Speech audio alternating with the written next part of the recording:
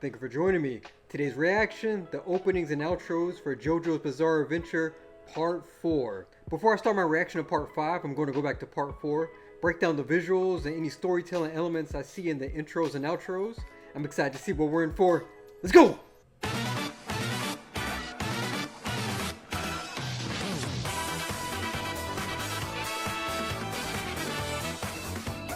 Boom, boom, boom, boom. Yeah!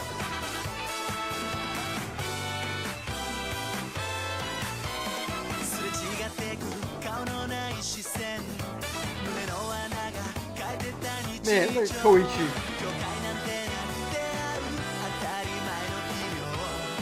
Koichi looks different. Everyone else looks about the same.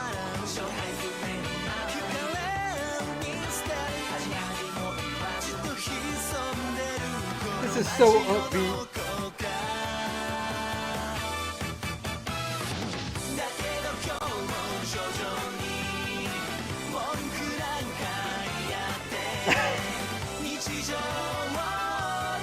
JoJo, like he gave a little smile.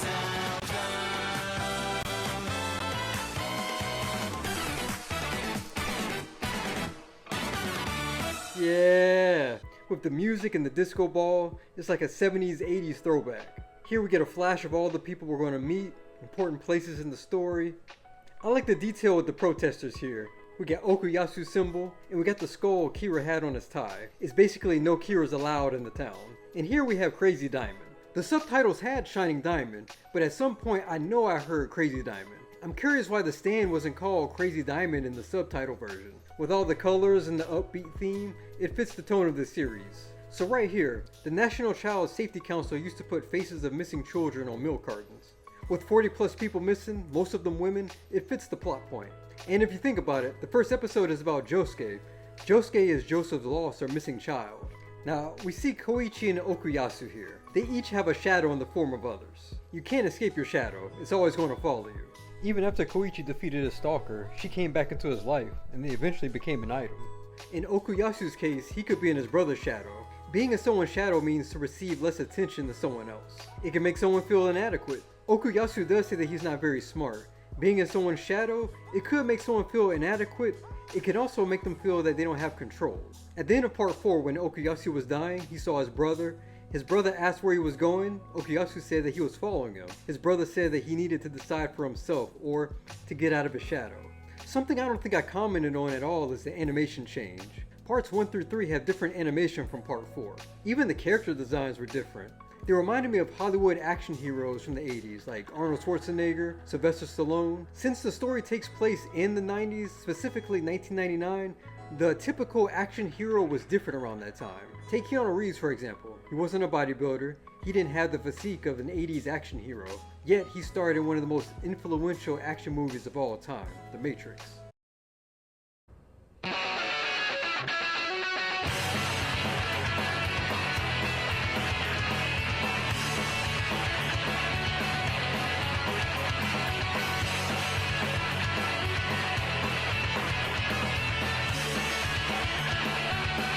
This is one of my favorite openings right here.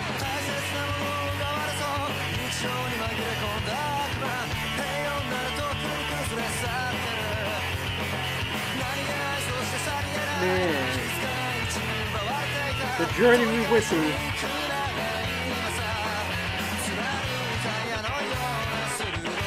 Yeah.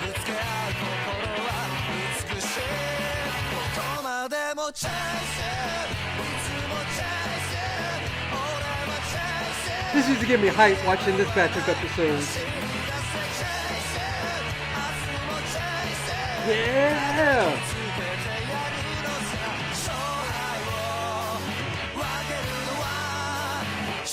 Man, look at Kira. Oh man. I like the film-like filter used here. It's like someone's watching the stand user buddies. Then we get the shot of soup cans, but I think it evokes images of hands in mason jars. It can bring to mind Hong Kong's first serial killer, the Jars Killer.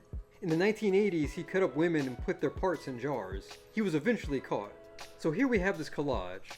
Finding Kira's identity, the photograph, that was an important element in the story. We see Heart Attack's tread marks on the photos. It's as if he was trying to scratch out their faces or their identities. And then the photos are destroyed, courtesy of Kira. He's basically destroying the evidence. We see life is pleasant here, and then we get this image of Kira and the nail filer. Immediately the birds leave as if they're sensing danger. The reflection are all women. This intro seems to be telling Kira's story. The idea of filming someone or spying on someone's life, that continues. Then here we actually see what resembles a film. Kira's holding hands with a woman before she's killed. Kira's father has an arrow, but it resembles a shovel, so it's almost like he's helping to bury the bodies. We cut to Raimi here, which makes sense, she was the first victim. Notice the colors though, it's gold. I see some significance there, and not just because she's trapped in limbo. From the beginning of the intro until now, colors have been a little more muted. Kira's darkness has basically been plaguing the town for so long that it's actually reflected in the intro. It's because of Raimi that the stand user buddies are even aware of Kira. She's the one who gave them hope. Notice after we met Raimi, the colors are no longer muted, they're bold now. This whole intro teases Kira's appearance. It's a great mystery. Concealing his identity is everything to him. When he turns around here, we don't even see his eye, we see Deadly Queen's eye.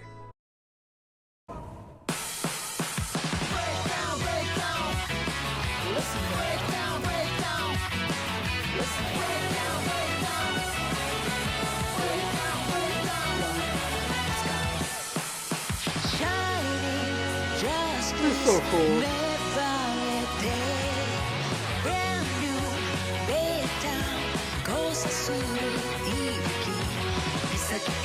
Go on! Look at land.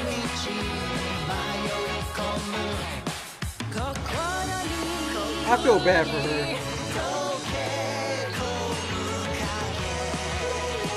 Hayato too.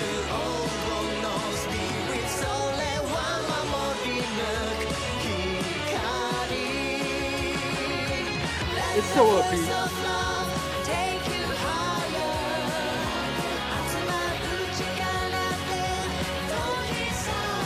You!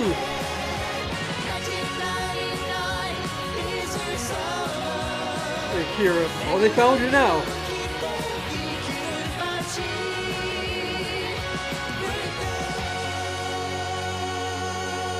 Yeah. The creativity used with the JoJo letters contrasted with Deadly Queen, whose body is somewhat contorted. You can see his shoulders, his arms, how it's pointing its fingers. Kira's behind the stand user buddies. It makes sense, they can't find him. He's in their midst, unnoticed, going about his business. Here we have infinite reflections. That could represent trapped identity or distortion of reality, which seems to fit Kira. Kira's trapped with someone else's identity. Hayato's mother is longing for a man she can't really connect to. He's first seen in a television screen. She can't physically connect with him. Then they're both on separate film reels. She's still unable to touch him. On his film reel, he's holding Stray Cat. He values an animal more than her. If he valued her, he would have been holding her in that reel. No matter what she does, she'll never be able to emotionally connect with him. This is a sad image of Hayato. He's at a table by his lonesome. And he's kinda alone in this. His real father's dead, his mother's obsessed with Kira, and he can't turn to her about his suspicions. Deadly Queen pulling his hat down further, there's something to that. One, when Bites the Dust is activated, Hayato is basically Kira's weapon. It would be as if Hayato had no choice but to turn a blind eye and go about his life. An attack like Bites the Dust would create despair, which is what happens here. There's immediate darkness afterwards. There is light though, it's thanks to Raimi. As I stated before, she's the one who informed everyone about Kira. Kira's at the crosswalk. The crosswalk reads Killer. Similar to Shining or Crazy Diamond, I didn't know Deadly Queen was Killer Queen. Again, not sure why the change, but Kira's blinded by the light, and individuals like him don't want their crimes coming to light, or for Kira specifically, for his identity to be revealed.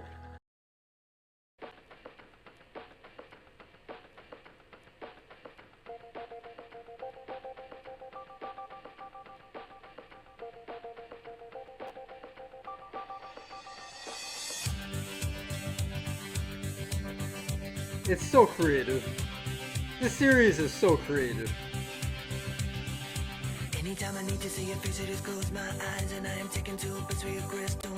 I'm reminded of that song, the Macarena. If you don't know what that is, check it out.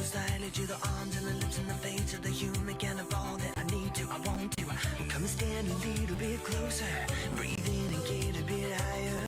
You'll never know what hit you when I get to you. I don't know if I need you, but Yeah!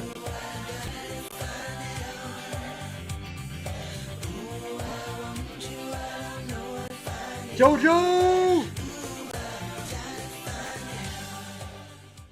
We get a cutaway from Josuke to the Diamond. The title of this part is Diamond is Unbreakable. Diamonds do represent unbreakable commitment and strength.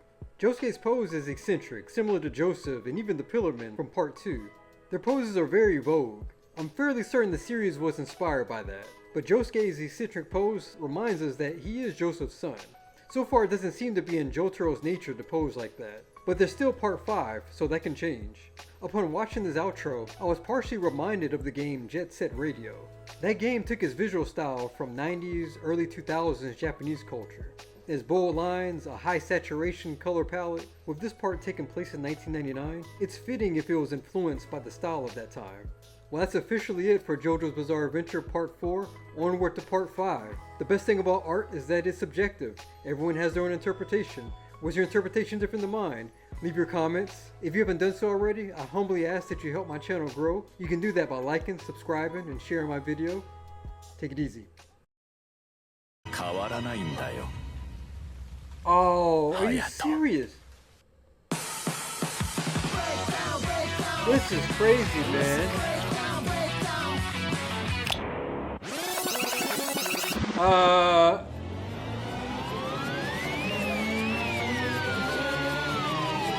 That was...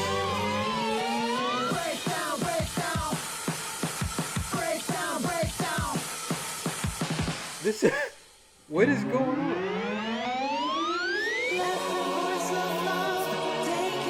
The sound is...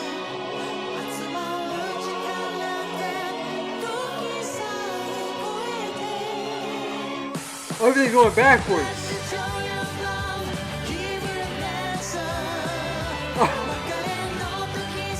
I get it.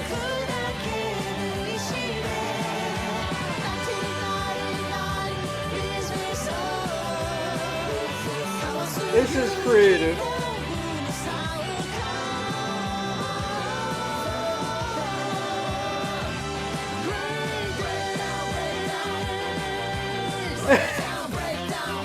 Alright, it's different.